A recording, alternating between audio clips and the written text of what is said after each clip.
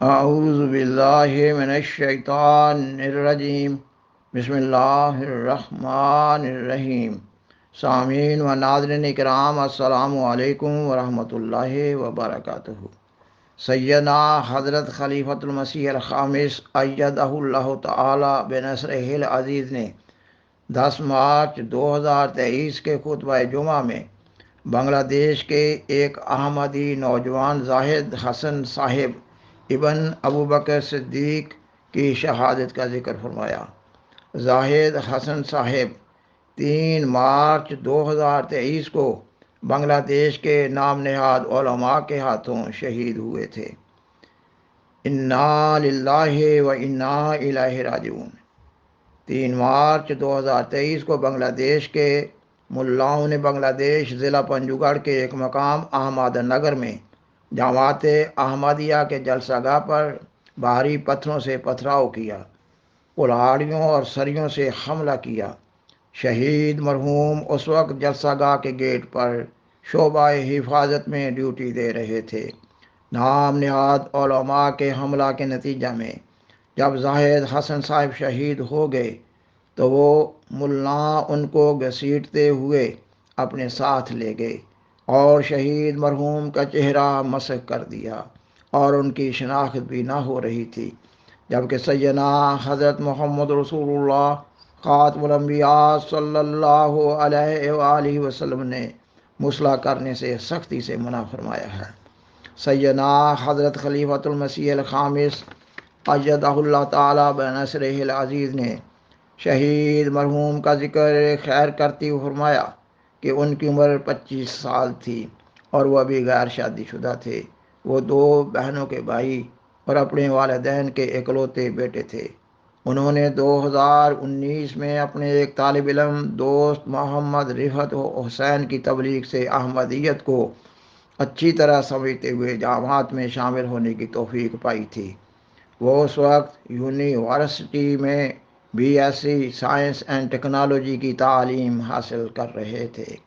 انہوں نے بیعت کرنے کے بعد جماعت کی تعلیم اور نظام جماعت کو بہت جلدی اور پوری طرح سمجھ لیا تھا، اور پھر ان کے ذریعہ ان کے والدین بھی احمدیت میں شامل ہو گئے تھے۔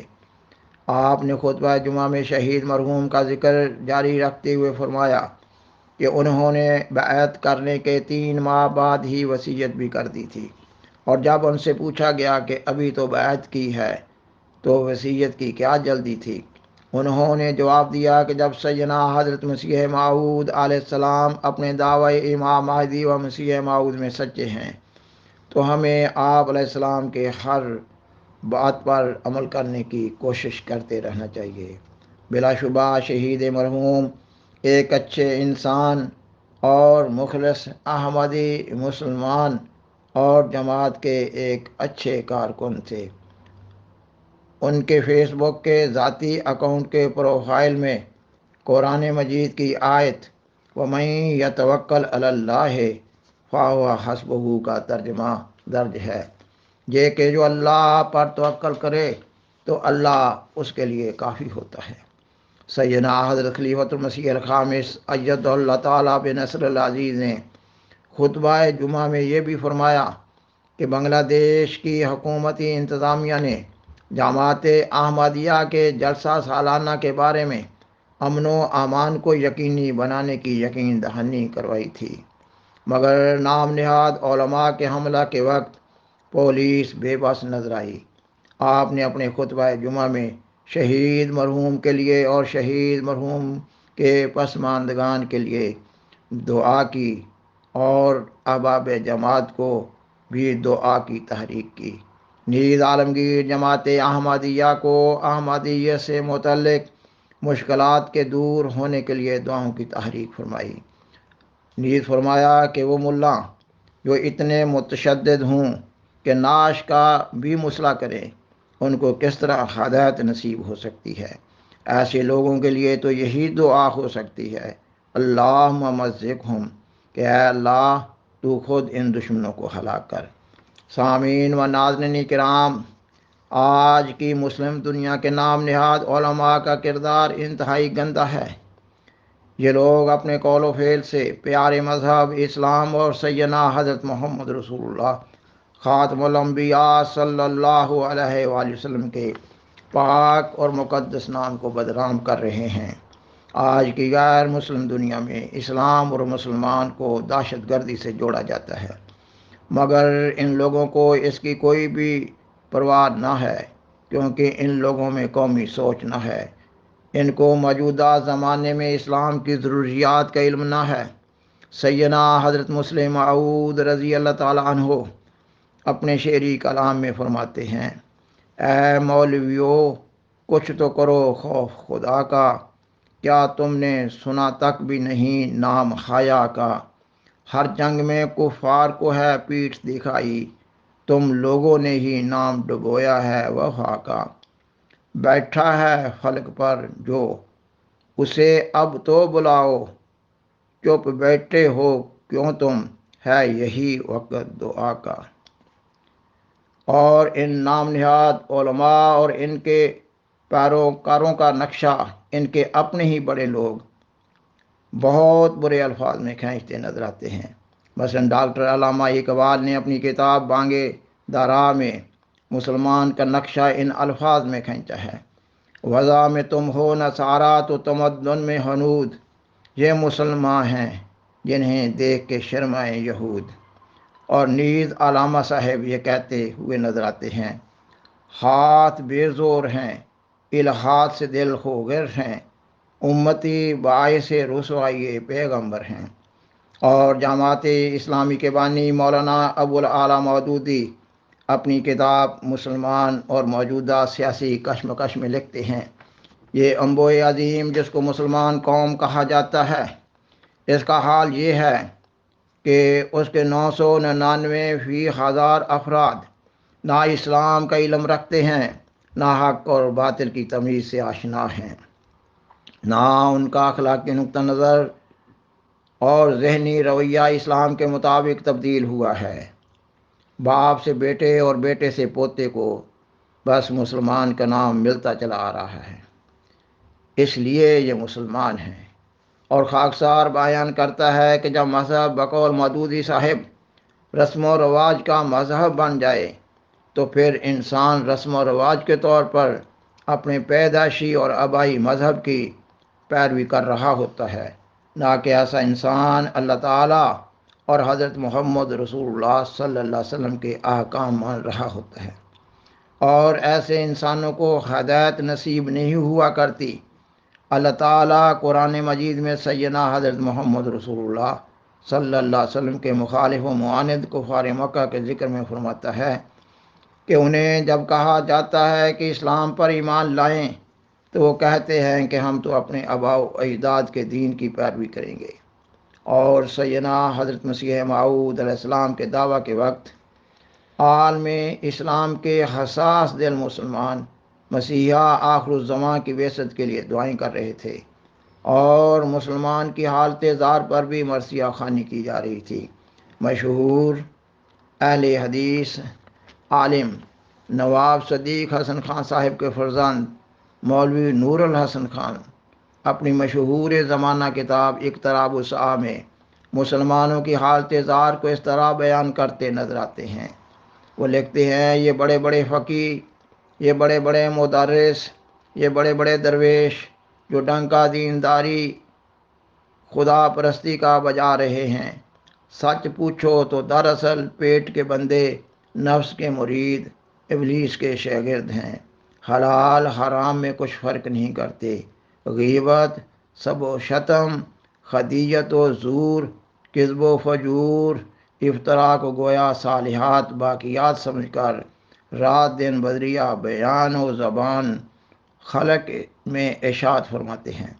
سامعین و ناظرین کرام، نام نہاد علماء اور ان کے پیروکاروں کا جو مذہبی اور اخلاق کے لحاظ سے نقشہ ان لوگوں کے ہی صاحب اور رائے لیڈروں نے کھینچا ہے، اس کے مطابق یہ لوگ انتہائی غلاظت میں لتھڑے ہوئے ہیں، اور ایسا ہونا ضروری تھا۔ تبھی تو اصلاح زمانہ کے لیے سیدنا حضرت محمد رسول اللہ خاتم الانبیاء صلی اللہ علیہ وآلہ وسلم نے ظہور امام مہدی و نزول مسیح موعود کی پیشگوئی فرمائی تھی۔ خاکسار بیان کرتا ہے کہ اس مضمون کے اس آخری حصہ میں خاکسار ایک انتہائی اہم حوالہ پیش کرنے جا رہا ہے، اور یہ حوالہ ہے دیوبندی فرقہ کے بانی حضرت مولانا محمد قاسم نانوتوی رحمہ اللہ تعالیٰ کے نواسے قاری محمد طیب صاحب محتمم دارالعلوم دیوبند کا۔ خاکسار اس حوالہ کو ٹھہر ٹھہر کر پڑھ رہا ہوگا تاکہ اچھی طرح سمجھ آ جائے۔ وہ امت محمدیہ کے امام مہدی اور مسیح موعود کے بارے میں اپنی کتاب تعلیمات اسلام اور مسیحی اقوام میں لکھتے ہیں۔ پھر سوال یہ ہے کہ جب خاتم الدجالین کا اصلی مقابلہ تو خاتم النبیین سے ہے، مگر اس مقابلہ کے لیے نہ حضور کا دنیا میں تشریف لانا مناسب، نہ صدیوں باقی رکھا جانا شایان شان، نہ زمانہ نبوی میں مقابلہ ختم قرار دیا جانا مصلحت، اور ادھر ختم دجالیت کے استحصال کے لیے چھوٹی موٹی روحانیت تو کیا، بڑی سے بڑی ولایت بھی کافی نہ تھی۔ عام مجددین اور ارباب ولایت اپنی پوری روحانی طاقتوں سے بھی اس سے عہدہ برآ نہ ہو سکتے تھے۔ یعنی وہ یہ لکھ رہے ہیں کہ نبی کریم صلی اللہ علیہ وآلہ وسلم نے دجال کے فتنے کو دنیا کا سب سے بڑا فتنہ قرار دیا تھا، اور فرمایا تھا کہ اگر میں اس وقت ہوا تو میں اس سے جنگ کروں گا، نہیں تو میرے بعد جو امام مہدی اور مسیح موعود ہوں گے وہ جنگ کریں گے۔ تو وہ یہ کہہ رہے ہیں کہ نبی کریم صلی اللہ علیہ وسلم کے زمانہ میں تو دجال ظاہر نہیں ہوا تھا اور نہ یہ مصلحت تھی، تو پھر وہ کہتے ہیں کیونکہ وہ دجال سب سے بڑا فتنہ ہے دنیا کا، اس لیے چھوٹی موٹی روحانیت تو کیا، بڑی سے بڑی ولایت بھی کافی نہ تھی۔ وہ لکھتے ہیں عام مجددین اور ارباب ولایت اپنی پوری روحانی طاقتوں سے بھی اس سے عہدہ برآ نہ ہو سکتے تھے جب تک کہ نبوت کی روحانیت مقابل نہ آئے۔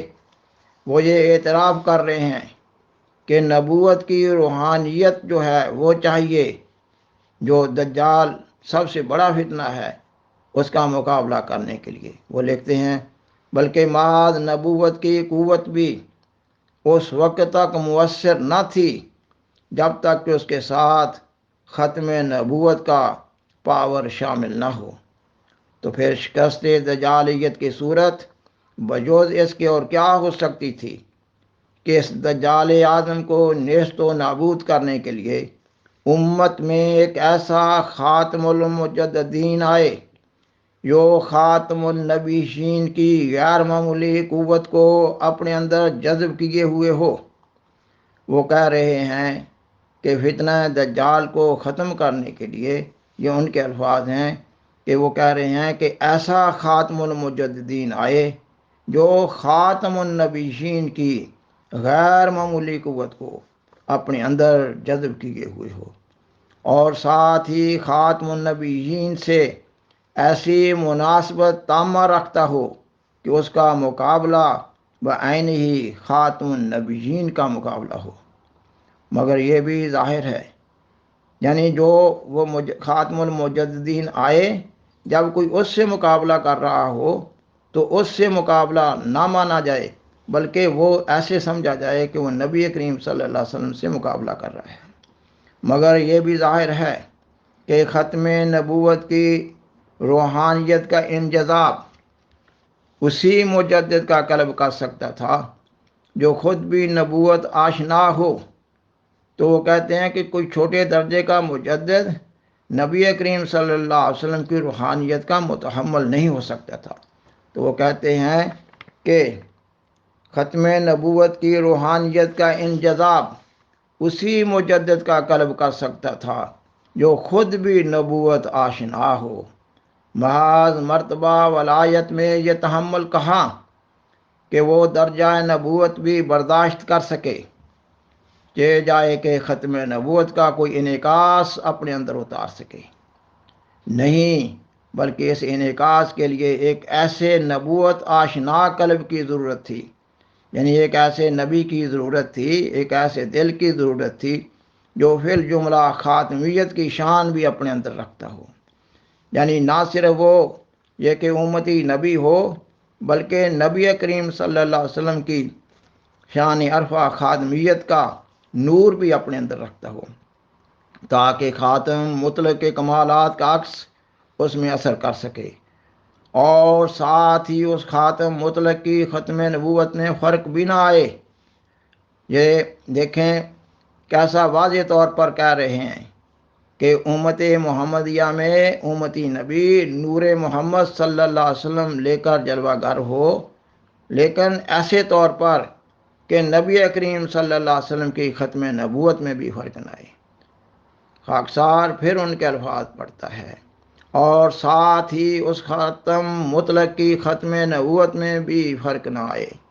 اس کی صورت بجوز اس کے اور کیا ہو سکتی تھی؟ اب وہ یہاں غلطی کر رہے ہیں، کیونکہ ان لوگوں کا عقیدہ ہے کہ حضرت عیسیٰ علیہ السلام کا نزول ہونا ہے، اور امت محمدیہ میں ایسا بڑا وجود پیدا نہیں ہو سکتا جو نور محمد صلی اللہ علیہ وسلم سے جلوہ گر ہو۔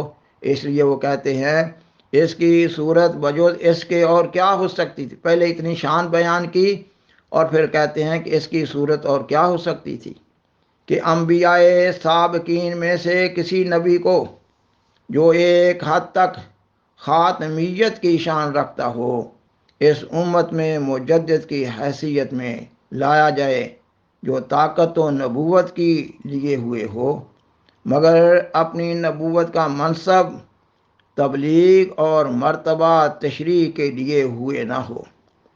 یعنی ہو تو اس امت کے لیے نبی، لیکن اپنی طرف سے کوئی بات نہ کر رہا ہو، اور غیر امتی ہو، امتی نہ ہو، بلکہ ایک امتی کی حیثیت سے اس امت میں کام کرے۔ یعنی آئے وہ غیر امت میں سے، اور جب اس کا نزول ہو جائے تو ایک امتی کی حیثیت سے اس امت میں کام کرے، اور خاتم النبیین کے کمالات کو اپنے واسطے سے استعمال میں لائے۔ سامعین و ناظرین کرام، یہ مذکورہ حوالہ اس آخری زمانہ کی ضرورت کے پیش نظر ایک عظیم شان موعود کے ظہور و نزول کی حقیقت کو بیان کر رہا ہے کہ وہ موعود مصلح سیدنا حضرت محمد رسول اللہ خاتم الانبیاء صلی اللہ علیہ وسلم کا عکس کامل ہوگا، اور حضرت بانی سلسلہ عالیہ احمدیہ مرزا غلام احمد قادیانی علیہ السلام کا دعویٰ بھی تو یہی ہے کہ آپ علیہ السلام امت محمدیہ کے امام مہدی اور مسیح موعود ہیں۔ اور آج کا مسلمان ملا اصل حقائق سے روح گردانی کرتے ہوئے اور جماعت احمدیہ کے عقائد کو سامنے رکھتے ہوئے جماعت احمدیہ کی مخالفت میں ایک نیا مذہب بنا رہا ہے۔ بس جب کہ حقائق یہ ہیں تو کیوں یہ نام نہاد علماء حضرت بانی سلسلہ علیہ احمدیہ علیہ السلام کے دعویٰ امام مہدی و مسیح موعود پر غور و فکر نہیں کرتے؟ آپ علیہ السلام قطعی اور یقینی طور پر سچے امام مہدی اور مسیح موعود ہیں۔ نام نہاد علماء خود بھی گمراہ ہیں، اور عامت الناس مسلمانوں کو بھی گمراہ کر رہے ہیں۔ کاش یہ اس وقت کو اپنی نگاہ میں لاویں جب اللہ تعالیٰ کے حضور اپنے اس فعل کے بارے میں پوچھے جا رہے ہوں گے۔ سامعین و ناظرین کرام، بالآخر درخواست ہے کہ برائے مہربانی اس پروگرام کو دوسروں سے شیئر کریں، اور آذرہ کرم اس چینل کو سبسکرائب کریں۔ جزاکم اللہ تعالی احسن الجزا، وآخر دعوانا ان الحمد للہ رب العالمین۔ شکریہ۔